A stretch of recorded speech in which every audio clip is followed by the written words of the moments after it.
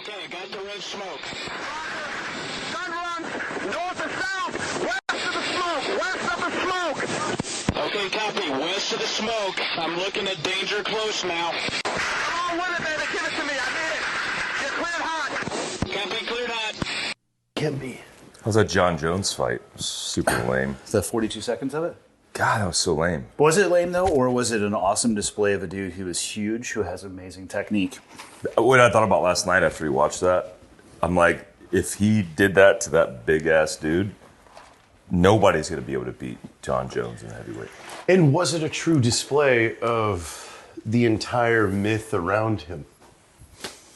What the fuck does that mean? Well, everybody says he's unbeatable. He is the greatest. He is unbeatable. He walks in a ring after 3 years of not walking in a ring, and in 45 seconds he walks out winning it. Dude, there was a lot of pissed off people in Vegas that put a lot of bets. I'm just trying to think, like, does it have to go to 5 rounds of just a banger fight for it to prove that he's the best ever? No. Or does the fact that he nuked that dude in under 2 minutes prove that? That's what I feel. I feel that. Yeah. Like, it's like a Hercules thing. Like, it's just not as fun for the audience because, I mean, let's be honest. They're not there to watch two dudes up against the cage wall. They're there to watch fucking gladiator fight. Carnage. That's what they want. They might not be able to say that, but... Yeah, it's like NASCAR. You go to NASCAR to watch the potential for chaos, and when it doesn't happen, you're like, oh. But when it does happen, you're like, yeah. Who goes to NASCAR, though? I used to go to NASCAR as a kid. Really? Well, I grew up in Daytona Beach. really. Oh, okay. For a period of time. That's fair. Watching Dale Earnhardt. But think about this. You know that there was somebody last night that lost a bet that probably got their legs broke or some sort of violence happened after the fight. There was better fights that happened in alleyways after. That's somebody true. couldn't pay. Better or longer? Just longer. That's the thing. People, you pay for a pay-per-view in the fights leading up to it. First off, the Shevchenko fight where she got her back, a jumping back take. Dude, that was awesome. To a rear naked choke hold, but it looks like it was a little bit, it doesn't matter because her head was purple and was about ready to pop off. That was amazing. That was a fight of the night. That was a legit fight. That was the best fight of the night. I mean, but to see the belt transfer, like to see her win the belt and take it away, that was really, really fun. Yeah. That was pretty badass. And I believe she was a pretty heavy underdog. Yeah. We, I don't know why we're talking about reasonable things. This is not what we're here for. You guys want to butt fuck? Well, so I wanted to ask. I've had a question for Mike for a long time. That I was just waiting for the proper setting to get to really ask because it's something like I'm seriously curious about, and I'm hoping that he'll give us the most honest answer. Oh, but Lord. What was the first? When was the first time? And kind of what was a scenario playing in your head when you masturbated to Andy? Well, that was a very long time ago, JT. Should I leave at this point? I think the whole butt fuck thing with Evan is pretty funny. Can we talk about that just for like 3 minutes? Here's the thing. There is a really, really narrow sweet spot of people who think it's funny. And they are people who came from a working environment, and I'm not saying it's just from the military because I worked on a construction site with my father when I was young, and many things like that were said completely inappropriate, completely non-politically correct. I found them to be hilarious. It probably offended the living shit out of everybody else in earshot. So I get it. I get why people are upset. I also am not too concerned about when people's feelings get hurt because that's kind of on you to manage that. But yeah, that is funny to us because like we were talking about it in the car, you were actually filling us into the scenario in which it actually happened, which I'll be the first person to say this. If I ever find myself in a courtroom and a court reporter is reading without context some of the things that I have said. They come out of your mouth, especially to your friend. Oh my God. I am so fucked. Because it'd be like, da da da da, ha ha ha ha. Bah, bah, bah, bah, bah, ha ha. Like there's no context. Again, I'm just what I'm trying to say is I get it. I think it's hilarious. I understand the context. I grew up in that world. I also understand how people can be pissed. But to throw it at him like, hey, you should be removed as CEO or you should be like, you're a homophobe fucking or take something. it easy. He's none of those things. Yeah. Well, and the last 3 days calming the internet, there really isn't anybody pissed. This just goes to show that this is yet another coordinated pocket of people trying to fuck around, and trying to to use this as a marketing ploy to slide to a different fucking coffee company. You know what's the interesting one to me is the ActBlue donation platform that people keep coming back to. Have you ever gone on there and made a donation? No. What is that? But here's the thing. No, ActBlue is not, it's a payment processor. But did you know you can self-declare all of your information? So when people go on there and it says all these Black Rifle employees, you can go on there and anybody can write whatever that they want to. But people see it, they'll do a search of that, and people, use the internet however you want to, but they'll do a search of that. It nets the results that provides them the justification that they want. They don't do any further research. Like I went on the platform and I was messing around on it, like, oh, none of this is verifiable. It's verifiable in their system. You can search their system of what people actually put in, but you can put in whatever the fuck you want to. I can go in and donate for Mike. I've done it. Yeah.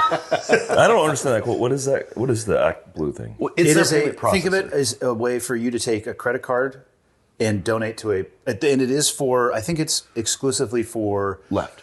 I think so. Yes. If it's not exclusively for the left, it is used in that manner almost all the time. So ActBlue is Win blue red. Democrat. Win red is the conservative side. Okay. So Win red is for Republicans. So you have your credit card. You have a party or a person that you want to, in this case, it would be a person that you want to donate to. Yeah. So how do you get your money from your credit card to that person? Direct payment processor. Yeah. So ActBlue is the mechanism that the money leaves your account. So and look, it's a nonprofit technology organization. Like, yeah. So that what enables left-leaning, What's the claim? What happened with the claim? Everybody keeps saying that they think it's a movement. Yeah, they keep saying that they're donating to ActBlue. And again, on the left and right, there's whatever you want to support. You're in the middle with your credit card. You have to have a mechanism, just like Stripe, what you're dealing with. I'm not saying it is Stripe. I'm saying it serves that role of your credit card, your money from your wallet to a payment platform that then gets distributed. So people keep saying that, you're donating to ActBlue. To Evan or the employees? Anybody. Both, actually. Or anybody. Or what was the one on the right? WinRed. WinRed. It's not that you're not fucking donating to that platform. Your money is passing through that platform to go where you want it to go. It's the same. And he donated to Tulsi. But that would involve. Yeah. You know what that shows us though, is that shows us that anyone that is talking about this in conversation has never donated to any political candidate. Because if you have gone through the process, you would know. You would understand what it is, and this is some of the arguments I bring up because no one shares the screenshot of my donation history, and there's a big reason for that. To? Everybody under the sun the last 4 years. Left or right? Right. Bigot. Are you a Nazi? Do you support Nazism? God, I'm so tired of people. The internet. I'm just repeating the shit that I hear on the internet. Yeah. But I think it's coming to a head, right? A lot of this stuff, like you said. But they're just lazy, though. And here's the thing: is it comes down to this of where's the purity line? Do you know that the year that Donald Trump ran for president? He donated almost $165,000 to Democratic candidates. Because at the end of the day, there are parts of this country that no matter how much we kick and scream, will never go red. So why not us put the ones that we feel are better, the better blues in there than not? Like why would you just throw your hands up and let that shit go? And I think that's exactly what Donald Trump's strategy was is, hey, that's never gonna be red, so I'm going to support the one blue person I want there. Lesser of two evils. Yeah. Is the political two-party system in this country broken? For sure. I agree. Yeah, absolutely. I think 60% of Americans identify as independents now, which just tells you that it is broken. But the problem is, can you get an independent on an independent platform to get enough votes to win an election? And I don't think that's going to happen. It's because all the political money. You can't get the money for it. Yeah. Like you need the back of the big. You need Elon Musk to support an independent candidate. But you can't. A single individual has a cap of $12,500 donation for the family. Yeah. There's some concern, like DeSantis. I was all pumped about DeSantis. But there's a couple things that have come out recently about him shutting down certain components of First Amendment. And I haven't dug in the weeds on it, but I just saw the headlines and read through the Did you read this on Reddit? No. Okay, so I don't even have a Reddit account. I don't even know what Reddit is, honestly. I swear to God. I'll expand on that for you a little bit, and then what I predict about it is it was not DeSantis. There is a Republican candidate or congressman in Florida that is proposing a bill that is going to require bloggers to register when they're paid for an article. Now, here's what they're trying to combat, because a year and a half ago, one of my close friends that I've known through my entire military career, who's now very high up as an officer, and he was working in the cyber defense portion of the Navy. And he was explaining to me that every single day, China is paying for 50 to 125,000 pieces of media with what they want to throw in. So, for instance, he gave me an example. When this whole banning of Confederate flags on bases came about, China was paying for 50,000 pieces of media that was pro ban and 50,000 pieces of media that was against ban a day. They just wanted. They're just trying to get everybody to fucking draw a line in the sand. So I get where Florida is trying to forward think and combat this, because the entire United States is ignoring it with their fucking hands in their ears, going blah blah blah. We don't care. But that's not the right way, because again, you start going into First Amendment like rights violations. Yeah, I still think he's a DeSantis Tulsi Gabbard run would be my favorite. Oh man, that would be. Trump just announced his run yesterday. Even if he gets indicted, he said he will still run. Wait, what? Like, if he gets indicted, there's a chance he might get indicted for this. There's another political drama story. You can run no matter what he said. He's running. It doesn't matter. Interesting. Yeah, I would figure there would be some limitation. I mean, it shows you how little I know about what is required for a presidential candidate. But you want to. Do you think he'd win? Trump? Yeah. No, I don't think he has the numbers. What do you think? I don't think so. I think he's made. How far will he go before? Because he's got to go through the primaries, right? Then they have to. For the good of the party, how far would he go until he says? Until the party says, "Hey, we can't actually make you our final candidate." How far do you think it'll go? The very end. I think he would burn it down. You want to know something interesting I learned looking it up, like out of common sense? Yeah. The president does not have to pass a legit security clearance. Oh yeah. Pass. Yeah, it's like a general. No. It's not even that. Like he is not required to go through a full security clearance investigation. Like an SF-86. That is fucking terrifying. I know. It's crazy. You look at Biden. He's had documents in his Corvette, like in his garage. Well, so I can talk to you about that, because where's that at? Florida? Me and Trump share the same attorney, and he's been working on that for a while.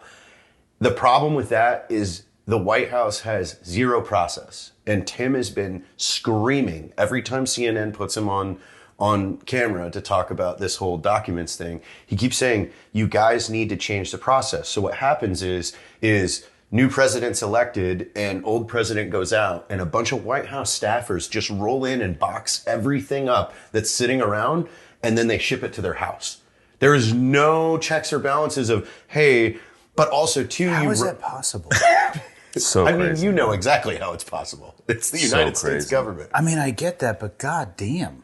Like if you were in the military as a lower enlisted, like just say E5 in any military capacity, and you did some shit like that, you would be burned. So to the context, right?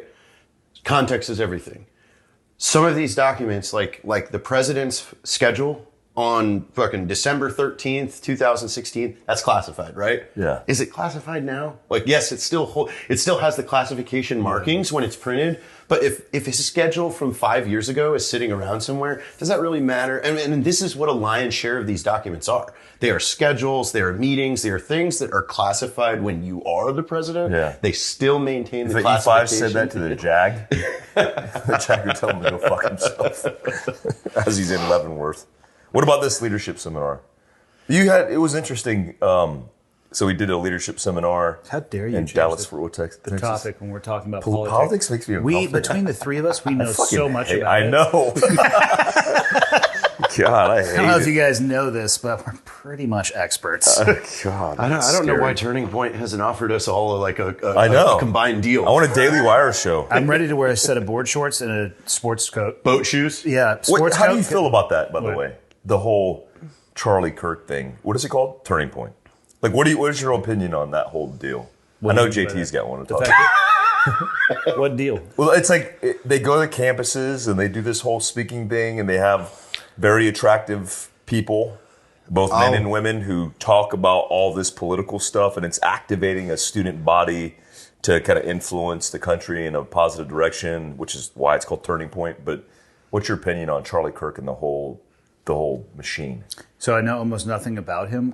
You see those videos because, and this is probably more your world, the YouTube algorithm or whatever it is, they're popular, so you see them.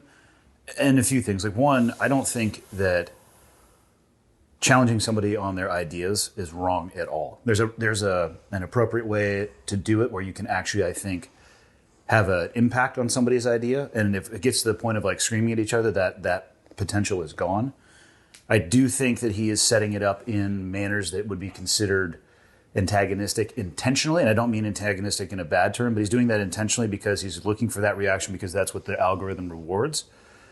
But at a concept of, to me, if you are going to a place of higher education, if we're going to classify it as higher education, then every idea that is put on the table should be open for dissection and conversation. Yeah. The fact that they will say that you cannot talk about certain things or cannot say certain things, to me, and this only counts for me, is one of the biggest warning signs that our country is headed in the wrong direction. Yeah, in campuses that ban them, like that any type of censorship like that. Yeah, and I don't understand the banning. Like, let's look at that for a second. Again, are they banning him because of they perceive that he is coming in there to harass or antagonize students? Like, they would probably, I think they would, that's the lowest hanging fruit. They can say that. That's the easy one to pick. Well, if you go, it's volunteer. He's taking a stage. You can show up. Correct. But what I'm saying is, for that institution, their easiest path to not have him on would be to claim it's hurtful or traumatizing to our students, right? And in the modern era, that's like the number one thing that gets people to shut down. Like, oh, we're not going to do it. Sensitivity. The harder conversation would be to sit down with those administrators and say, okay, we still actually should have this guy come here, but why don't you guys facilitate it and set it up in a way that you don't think is traumatic and traumatizing? And I'd be curious to hear what they have to say, because I think they would come back with the idea of it, or what they are talking about it, isn't of itself traumatic. And I think that's super dangerous, because we're just talking about fucking ideas. Well, the group there, I'll give an objective opinion on it, is they do have some good young talent over there that speaks really well. They're educated, and they have a great way to put it forward. There's another pocket of them that I call like Lois Griffin season 2 of Family Guy, when she runs for local office and she realizes all she has to do is take a stage and say 9/11 and everybody goes, ah! And like, there is a large group of people in that crowd that do that. They get on a stage and they say the election was stolen, and everybody goes, ah! And that's it. There's no depth to any of that. There's no conversation to any of that. There's no presented ideas and facts for anybody to go, okay, well, wait a minute. Like, and so I think, but also too, they're the only ones going around and kind of fighting the indoctrination that has been embedded into academia that is hard left leaning. Isn't academia supposed to be a challenging of your ideas? And again, I say this with somebody who barely graduated high school and zero college. So I never set foot, I've set foot on college campuses before. I've never sat through a single second of a lecture. You have zero college? Yeah. You're a Navy officer with zero college? 1.8 GPA high school. It's not a big deal. That's crazy. You didn't have to go to it's called the arts Battlefield transcript promotion. where they transcript your, how good he was. your military experience into at least an associate's, because you got like a free associate's if you just actually did the paperwork. I was not aware that program existed. Thank you for telling me that years after I've been out of the military. Yeah, it's like arts. No, I found a program that required no college degree. It was just off the merits of my service record. They don't do that anymore, right? No, they shut it down because of lack of participation. Because of you. Because of you. To be honest, that actually might be the case. How many of you were there that did that? Oh, he went from That's a super E6 racist to thing. O1. You went from How many of you? Let's be careful with our language, all right? This was like If we could just round all of you up in one place, we just want to get a count. This was like Battlefield Commission shit when your entire platoon was killed, and they're like, "You're the only option. you got to bump up, or you did something extremely. I feel like that description is like really, really. There's nobody But left. it's not that you're the the officer. option. You're the one that survives. You're the one that survived. You're kind of you're the I boss. filled out some paperwork. There was no everybody is killed. Did you do paperwork on that? Or- Yeah, it was the limited duty was a officer stamp. program. Oh, okay. No, I had to do. I was an E6 at the time, and I went and it was a package of paperwork. It was the same program in the Navy that a warrant officer and an LDO. The application process was the same, but then you would splinter in two different directions depending on what program you applied for. But it's not a SEAL program; it's a Navy program. It is, and to my knowledge, it still exists, a Navy-wide program. LDO, limited duty officer. I used to say heavy on the limited, and very light on the duty. What does You know that I'm mean? talking Very about? limited on the duty. Like you don't have to do the stuff that officers hate, or that. No, No, I think it's you cannot be a ship captain. no, I could have. I was a line officer. Holy shit. Yep. You should have been a ship captain. That would have been. I don't know fucking anything awesome. about ships. But still, would that Yeah. have stopped you? Raise the mizzen mast. Let's broadside with the cannons. I need you to tie a bowline over there. Yeah, I actually do know how to tie a bowline. This rabbit goes around the tree. You know what I mean? That's it. Yeah. So I put in a bunch of paperwork, and then I did some interviews. There was an oral board. I was a BUDS instructor at the time, and I went over to one of the classrooms and did an oral board of questions that were not and even remotely creative. They were looking down at a piece of paper and like rotely reading out the questions because they were doing a bunch of them that day. And I don't know, maybe it's an issue of like they have to ask people similar questions And you crushed those, I assume, because that's. I always answer honestly. You guys know me well enough. People should be very careful what they ask me because I will tell them what I think. And like 4 months later, a message came out. I remember I was sitting at dinner in Coronado, and I got a text message from an officer in the community. And all it said was, "Hey man, congrats." And I'm looking at it, and I wrote back, "For what?" And he sent me a screenshot of the message that had been released for the people who were picked up for LDO that year. And it was released because they would commission them per month. So October, like the first pick was October, then November, then December, and that sent your rank precedence. I get, and I'm looking at this message. It's just like, Stumpf, Andrew J, October. So I was. You would be an officer in October. Then Yeah. You don't have to do anything else. No, I went. In what month was this? That was probably like July. In like 3 months, you're just going to be an officer. Yeah, Hey, in I 3 went over- months, all y'all get. I went over to the Navy Exchange and talked to your cousin. And Which park was this? no, it was John Park. It was in the so shop. dude. It was your cousin in the social shop. Sue, John. And I literally said, I need all the officer uniforms, and then I need you to show me how to put them on and what pieces go together. Oh my And God. they put it all for me. And October 1st, I was an officer. So how did that, like, you showed up, did some people not know that? Because they're like, 1 week they saw you and you're like an enlisted dude. The next week they're like, dude, what are you doing? Probably. Like, why are you wearing I that? don't know. I didn't ask him, but probably. Oh my God. Yeah, I remember the first time I got saluted, I laughed so hard. Oh my god! The first day he walks in and kicks something, have that removed. Well, we never wore uniforms. So the first time I ever got saluted, it was after I had gone and switched out my ID card on October 1st Wow. from E6 to O1. Were they confused? They must have been like, No, what the I just had the paperwork. I He went in just there. shows up. I need a new one. I went in there. They're like, "What the fuck do you want?" And I left. They're like, "Have a nice day, sir." I'm like, "Oh God, this is." I drive to the front gate at the SEAL teams where it used to be in Coronado. Now they've moved down to Imperial Beach, and the gate guard looks at my ID and stops off a salute, and I was just like, and as he walks into the building that he's walked into for every day for years, they was go, in- "Oh, wait." You go in this new door, and as he goes in, there's new desks, brand new computers, This seems like a MacBooks. They're skit. not even out yet. This is I a wish. skit. It wasn't like that at all. I wish. I was wearing t-shirts and I was wearing the standard uniform, flip-flops, board shorts, and a t-shirt. Like, How long were you at Buds for as an officer before you transitioned back to a line unit?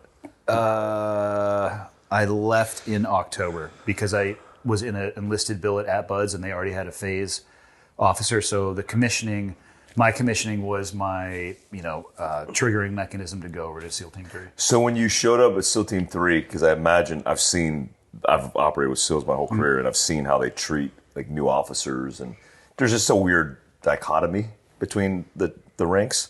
When you showed up, I assume they look at you and go, "Oh, look at this cherry ass." Did they give you a lieutenant. Jerry helmet? That did happen. So my role at Team 3 was the training officer. Yeah. And so I was facilitating in basically the liaison between the training command and Team 3 and making sure everybody's training folders were up to date. It was super exciting. I did that.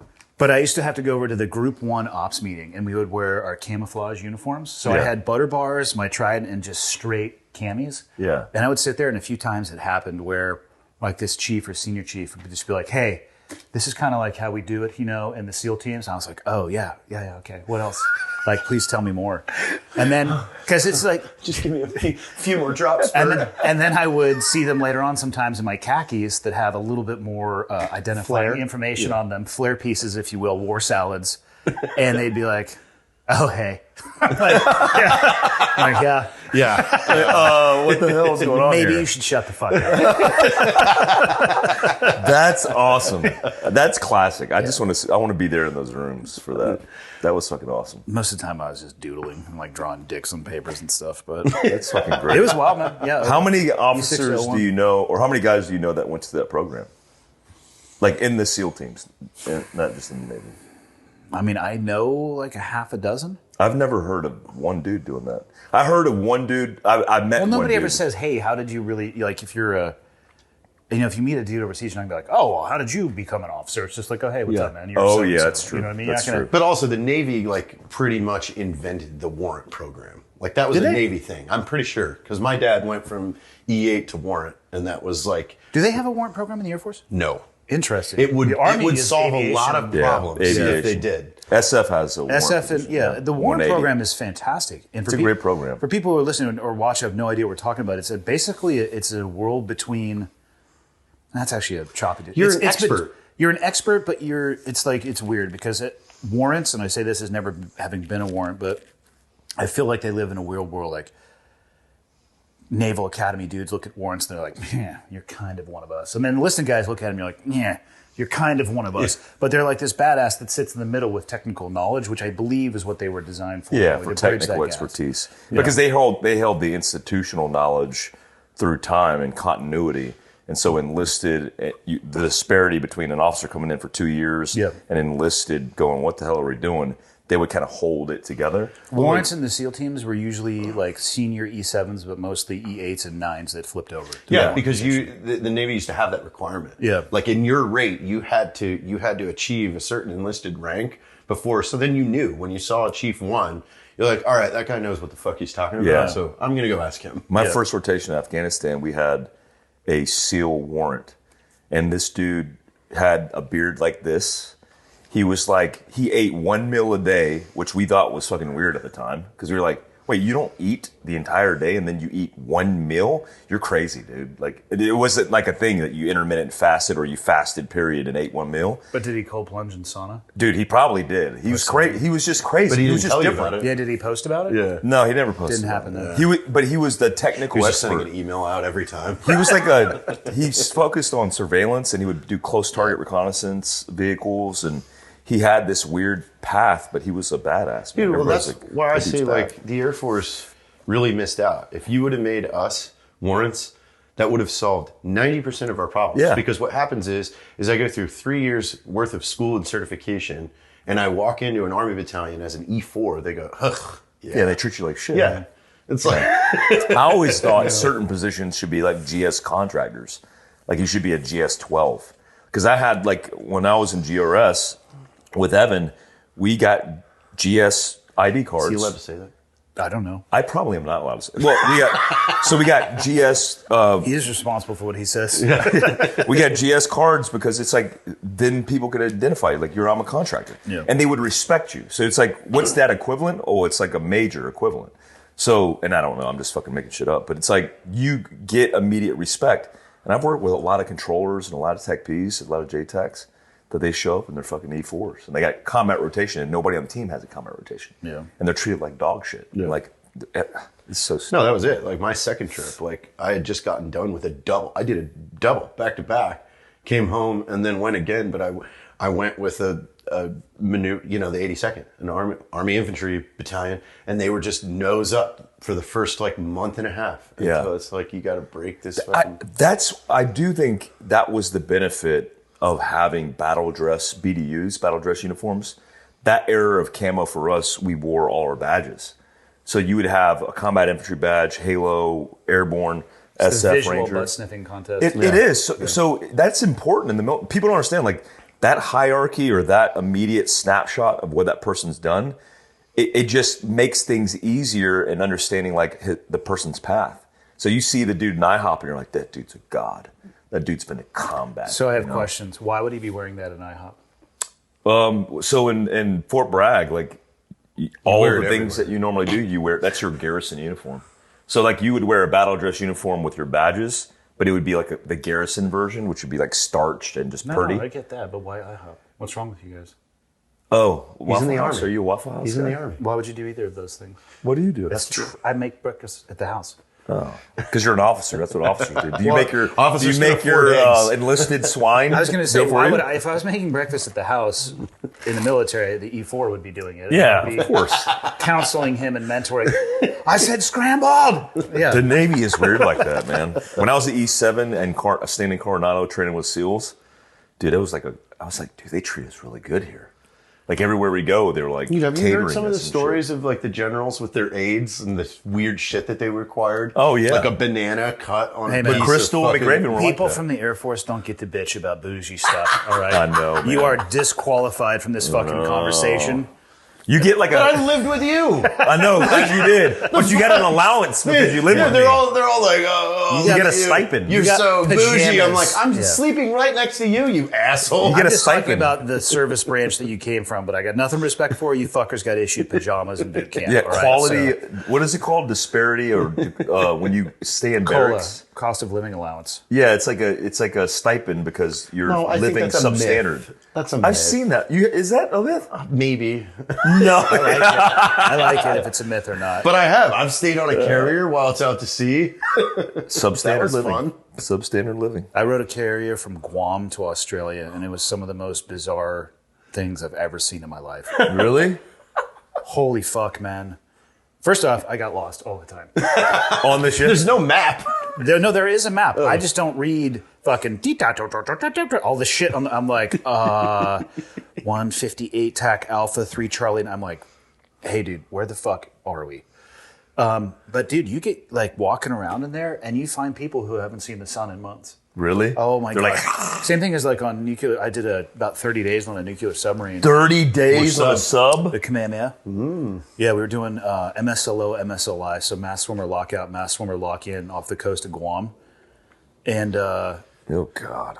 it was interesting. But like, dude, their life is in a fucking metal tube underwater. Like Their whole career, there's guys who do that job. yeah, but so an aircraft, what were we on? The Nimitz, I think we were on, which I think has since been retired. Yes. No, we were on the Kitty Hawk. Dude, there's like 5,000 people on that. Yeah. thing. They had full-on gang-related problems. They had full prostitution rings. Women would walk around with their badges in clear plastic ID card holder, and they would have. And I was fascinated. I was talking to one of the MPs about this. They'd have like a quarter and a dime, and it was like, so that meant like $250 for this, $100 for this. Like they were, swear to God, totally overtly.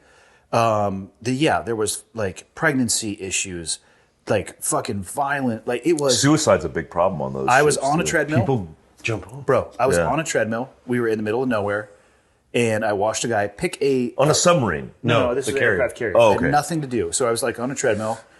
I don't know why, but because I had nothing to do, I think. And I watched somebody grab a fire extinguisher off the wall and run and jump off the side of the aircraft carrier.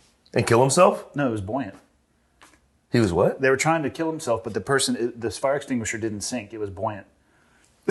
So they got a helicopter and they went. They were using it as a weight to try to sink I him? think in their head that's what they were trying to do.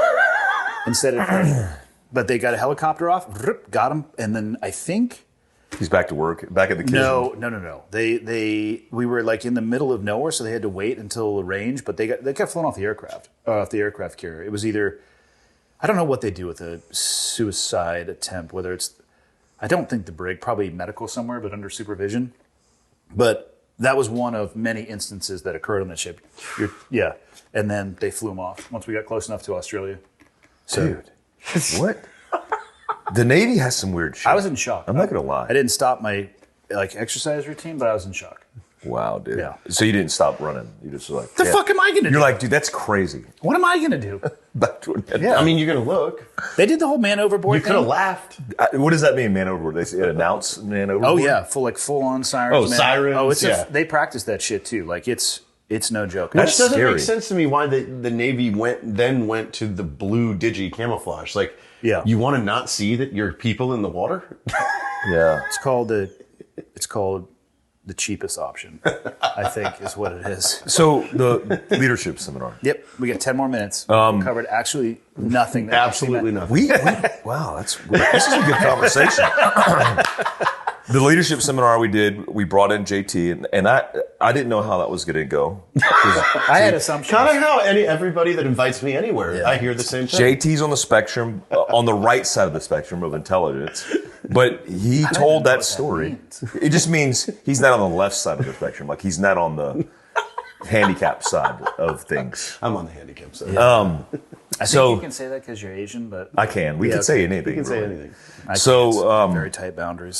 So the story of his journey through entrepreneurship was really interesting. It was really cool. I think people I think that was like the bonus. Like people were like, whoa, like this, you could learn through people's experiences. And it was almost like I wish we podcasted that. That was really cool. I probably had more questions about social media, the evolution, the behind the scenes, because we all three of us play in that world to a degree, and it doesn't matter if you want to play in that world or not. If you are in a business that is consumer facing, I mean, I guess if you're a masonry contractor, it doesn't make sense, I guess. But like for anything that is a content related.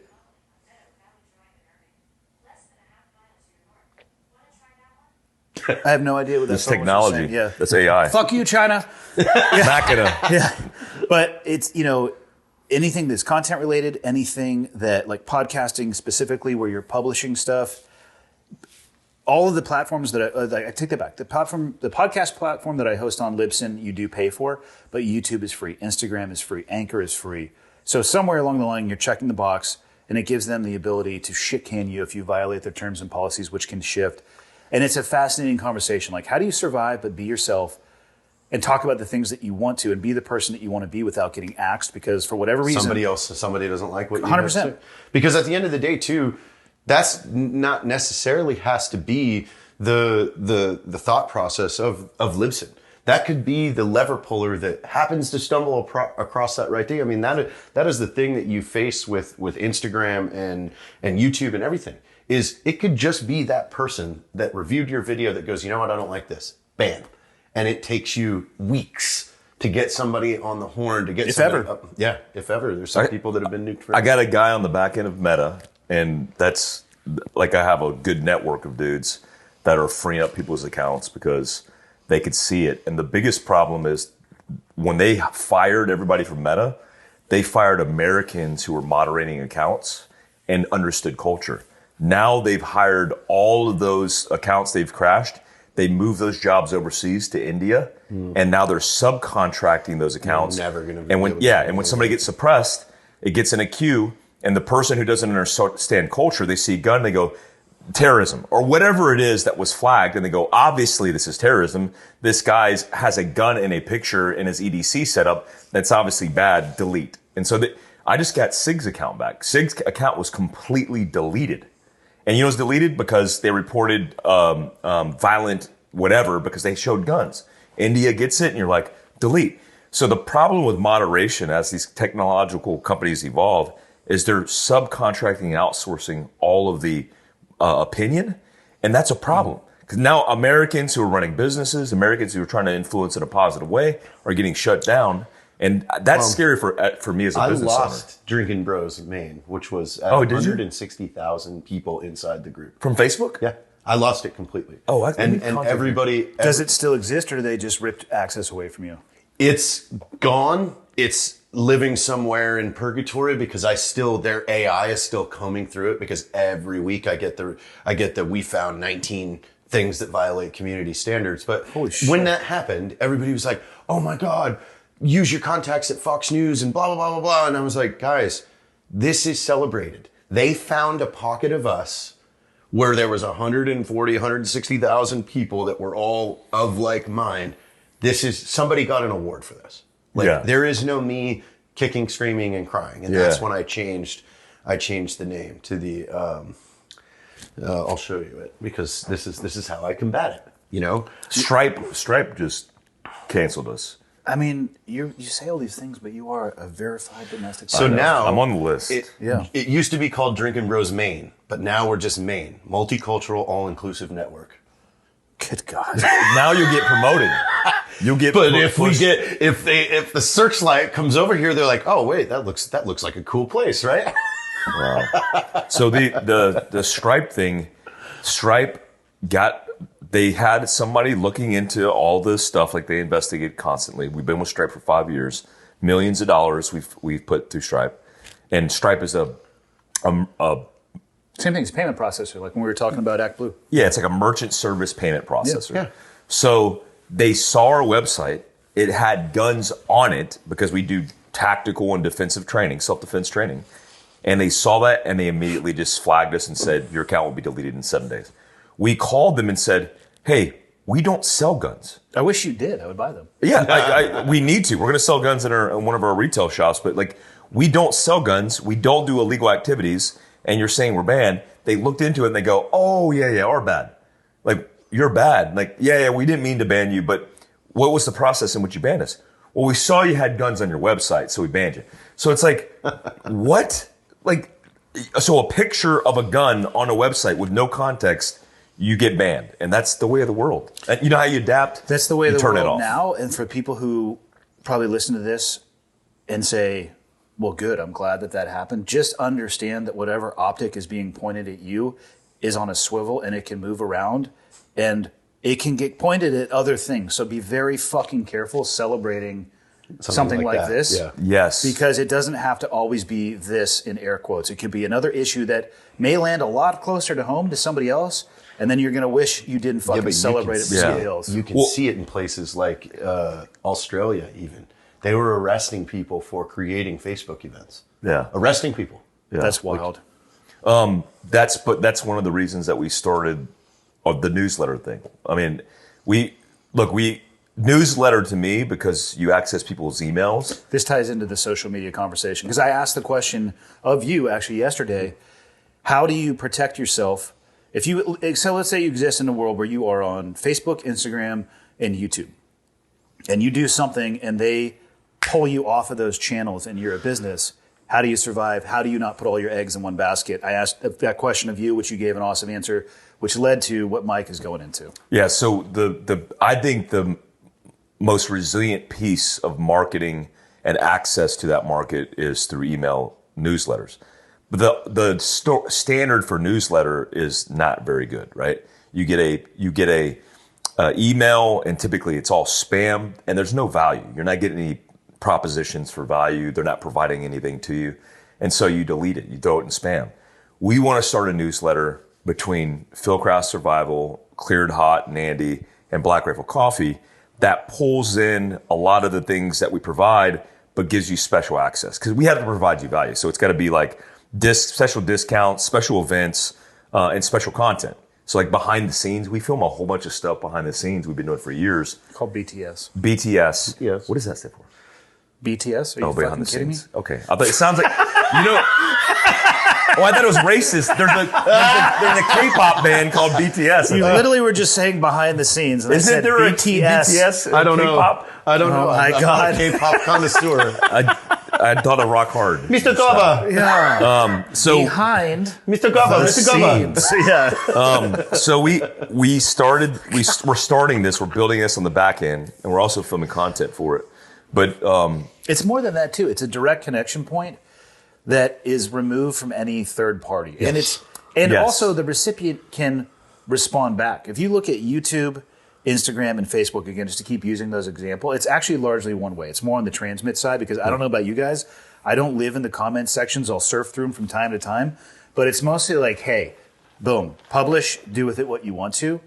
The email thing is a little bit interesting too because it actually can allow for a two-way dialogue absent a third party. 100%. Yeah, I think it's going to be cool. And we had JT in the leadership seminar here immediately after that, I was like, we need to do one in Kalispell. Yeah. Because June 10th, I'm doing the book release party at your place in Black Rifle Coffee. Black Rifle Coffee, Kalispell. And then on June 11th, which is Sunday, we'll do another leadership seminar. No, I can clean mine up too. There's lots. I already thought of a lot of room for You did great, man. great. It was actually really cool. It was really cool. Not many people have that insight into the behind the scenes of growing brands from a social media perspective. They just see what other people are doing, and they, this will probably piss people off, but eventually it just degrades to, well, I guess tits and ass is the only way to get people's attention, so we'll just go with that path. And it's like, you lost. No, that's 100%. I mean, look what Monster still does. That is their entire marketing initiative online, and it's like that would. I guess it works. Whatever happened to Bang energy drink? Remember they're doing dude, they got fucking sued, dude. Hardcore. I haven't seen them. For like what was $312 million from Monster? No, because they were the CEO was actively telling Bang employees to like mess with Monster, and they got all that communication. If you just Google it, Bang Energy and Monster, like they won. It's But there's one thing like last night when we were watching UFC, there's one thing that I noticed about Monster that had never really clicked, and that was you think of Monster products and there's fucking 80 of them, right? Yeah. But what do you see every time you see Monster? That logo. Green. That green That's logo. all they put. They say this is because they had the green cans on the side of the octagon. Yeah. And it's like, what you they know do. what? They just tripled and quadrupled down on their flagship products still to this day, 20 years later. And it works. And that's where it was like spinning my gears. So I'm sitting there. I'm like, we need to pick our one can, and that's it. That's all that exists is that can. Because then when you go, you see the shelf, and you're like, oh, that's it. Like, Yeah, that's a good observation. That's why you're on the spectrum. There was a fight going on, and he's doing brand market analysis on the UFC fight. When they're laying on top of it, pounding each other's faces, and you're like, oh, look at that green logo. Can I talk about our book? Is that too early? You can talk about whatever you want to. So I can just always deny it later. I literally have been talking to Andy for years about doing a book, and he finally succumbed last night. I don't like that word choice. That word sounds. I felt uncomfortable saying finishing it. I want to make you a deal, and this deal has no reason for you to even agree to it. But if you are going to write a book, I get to write one of those like paragraphs that is about the book. No, not the prologue. It's just an acclamation or something like that. You can. I just want one of those on the back of the book, and you're not allowed to have any influence in it. It's a deal. It's a deal. It will I move the agreed needle. to do it, but what I agreed to do, and here was my idea, we'll post tactical pictures of people that we don't know, absent any context, that has nothing to do with what we're writing about, and just leave them in the book. Can Steven Seagal be the author, like this, the fake author, the ghostwriter? You just put Steven Seagal's face on the back of it. I don't know the rules around that, and I think It we could should be be illustrated. cautious. It could be illustrated because that's parody. Yeah. No. Or why don't we dedicate the book to Steven Seagal? There could be a dedication to Yeah, that. it's a dedication. What if he came to a book signing? I would probably have to fight him. Yeah. Oh my God. That's pretty funny. But the dedication on the inside jacket. This book is dedicated to Steven Just a Seagal, small picture. the worst fighter on the planet. Man who Or has the best. tasted more cock than any Or the best fighter. It's on leadership. Yeah. We're not making a case for leadership here right now. Or are we?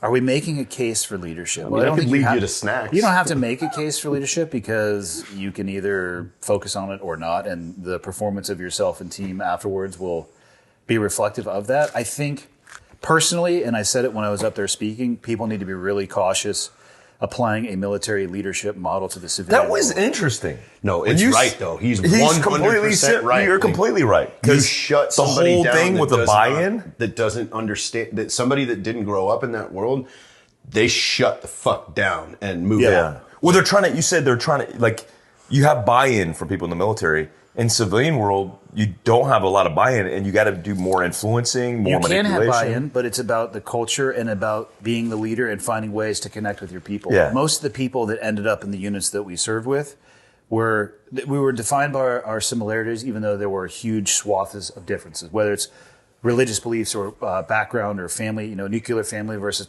I served with people who were like straight up homeless at some point and everything in between the two.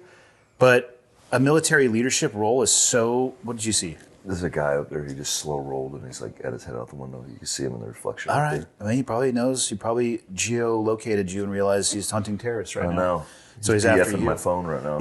Yeah, that's what that phone talking was. Oh, God. But if you look at it, like the small units that we worked in was the absolute easiest leadership environment ever because for a large part, people were bought in, they were refined, they were high performing. There was trust. And they were aligned and there was trust. And the person you actually literally had to try to fuck it up.